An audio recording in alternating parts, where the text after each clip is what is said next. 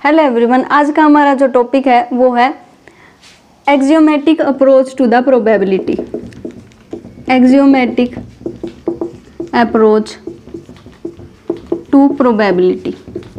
इससे जो previous videos थी हमारी, उसमें हमने थ्योरेटिकल अप्रोच और एक्सपेरिमेंटल अप्रोच के बारे में पढ़ा था। और जो एक्सियोमेटिक प्रोबेबिलिटी होती है, इसमें हम क्या करते हैं, ये किसी एक्सियोम्स और रूल्स पर बेस्ड होती है, इसलिए इसको हम क्या कहते हैं, axiomatic approach to the probability. जो हम इसमें रूल फॉलो करते हैं, सबसे पहले हम किसकी बात करेंगे कि प्रोबेबिलिटी हमारे पास क्या होता है, एक रियल वैल्यूड फंक्शन होता है।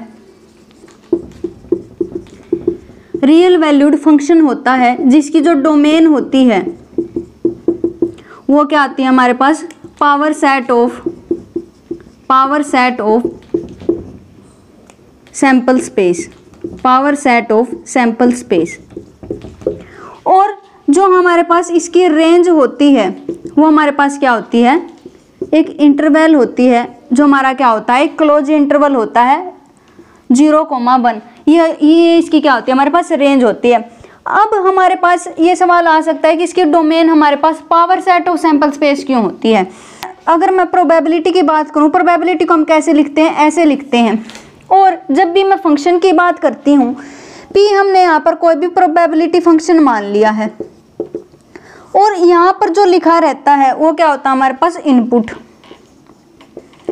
और इसको सॉल्व करने के बाद जो आता है वो हमारे पास क्या होता है, आउटपुट।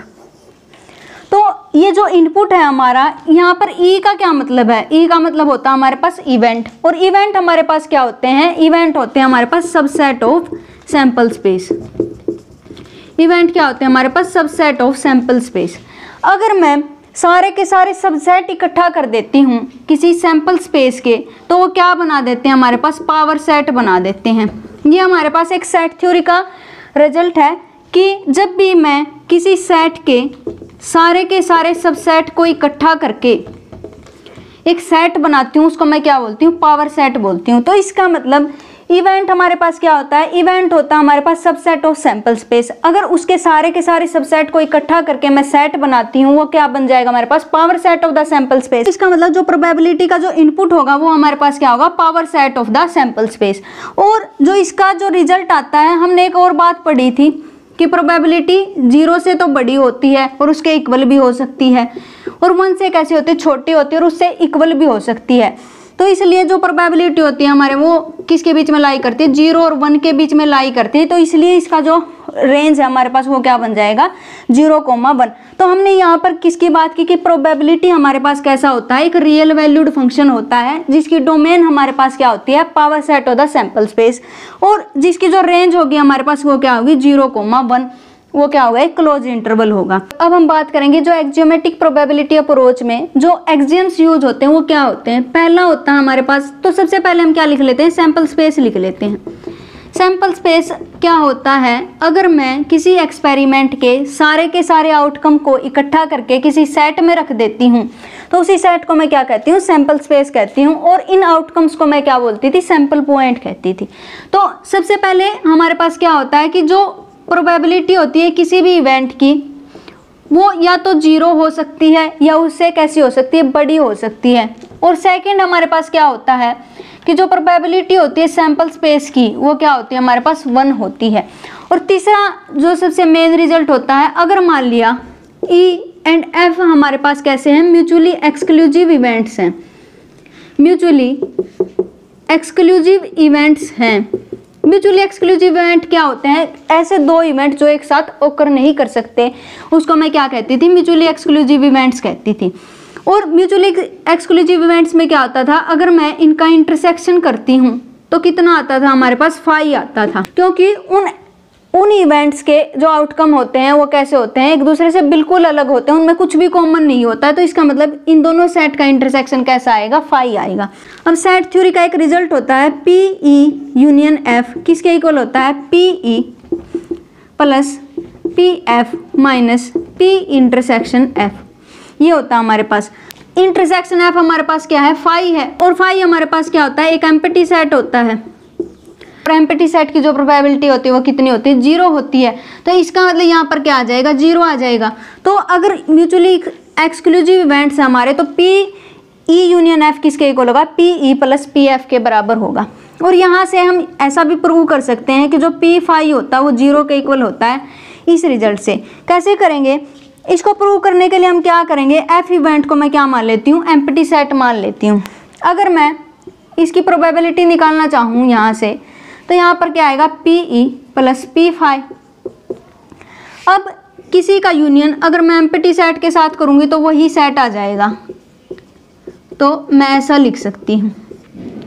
तो यहाँ से हमें क्या मिलेगा, P phi is equal to 0। तो यहाँ से हमें पता चल गया कि एम्प्टी सेट की जो हमारे पास प्रोबेबिलिटी होती है वो कितनी होती है, 0 होती है। तो यही थे हमारे पास 3 रूल। सबसे पहला रूल क्या कहता है कि जो प्रोबेबिलिटी होती है किसी भी इवेंट की वो 0 या 0 से बड़ी होती है। जो सेकंड होता है वो रूल क्या कहता है कि अगर एक सैंपल स्पेस है, अगर मैं उसकी प्रोबेबिलिटी निकालना चाहती हूँ, सैंपल स्पेस पूरा का पूरा सैंपल स्पेस हमारे पास क्या बन जाता है, श्योर इवेंट बन जाता है। और हम पहले भी पढ़ चुके हैं कि जो श्योर इवेंट की जो प्रोबेबिलिटी होती है वो कितनी होती है, 1 होती है। इसलिए जो श्योर इवेंट की जो सैंपल स्पेस की जो प्रोबेबिलिटी होगी वो कितनी होगी, 1 होगी। और अगर मान लिया मेरे पास ई एंड एफ कैसे दिए गए हैं, म्यूचुअली एक्सक्लूसिव इवेंट्स दिए गए हैं, तो यहाँ पर क्या होता था कि ई इंटरसेक्शन फाई होता था। तो यहाँ से जो प्रोबेबिलिटी होगी ई यूनियन एफ की, तो यहाँ से हम इस फॉर्मूला से निकाल सकते हैं। तो ये थी हमारे पास एक्सियोमेट्रिक अप्रोच टू द प्रोबेबिलिटी। अब हम बात करेंगे कि इक्वली लाइकली आउटकम्स क्या होते हैं। इक्वली लाइकली आउटकम्स,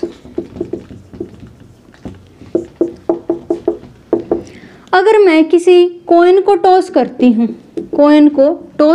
हूँ, तो मेरे पास 2 आउटकम आते हैं, या तो हेड आ सकता है या टेल आ सकता है। लेकिन मैं कभी भी ऐसा नहीं कह सकती कि जब भी मैं किसी कॉइन को टॉस करूंगी तो हमेशा क्या आएगा, हेड आएगा, हमेशा क्या आएगा, टेल आएगा। मेरे पास ऐसा कहने की कोई भी वजह नहीं है, और दोनों ही आउटकम के आने के इक्वल चांसेस हैं, इसलिए ये आउटकम कैसे हो जाते हैं, मेरे पास इक्वली लाइकली आउटकम हो जाते हैं। अब सवाल ये आएगा कि हर एक्सपेरिमेंट के जो आउटकम होते हैं वो इक्वली लाइकली होते हैं क्या? ऐसा भी नहीं हो सकता। मैं क्या करती हूँ, एक बैग लेती हूँ, उसमें 4 तो मैं रेड बॉल रख लेती हूँ और 1 मैं ब्लू बॉल रख लेती हूँ। जब भी मैं इस बैग से बॉल निकालना चाहती हूँ तो यहाँ पर 4 तो रेड बॉल हैं और 1 ब्लू बॉल हैं, तो रेड बॉल के आने के ज़्यादा चांसेस हैं इस ब्लू बॉल से। तो इसका मतलब ये जो आउटकम हमारे पास कैसे नहीं हुए, इक्वली लाइकली नहीं हुए, क्योंकि अगर इक्वली लाइकली होते तो इनके आने के चांसेस बराबर होते। लेकिन यहाँ पर रेड बॉल के आने के ज़्यादा चांसेस हैं क्योंकि वो संख्या में ज़्यादा हैं, तो इसलिए हमारे पास कैसे नहीं है, इक्वली लाइकली नहीं है। लेकिन अगर वो बोल दे कि मुझे किसी भी कलर की बॉल निकाल के दे दो, तो यहाँ से ये आउटकम कैसे हो जाएंगे, हमारे पास इक्वली लाइकली हो जाएंगे, इक्वली लाइकली हो जाएंगे।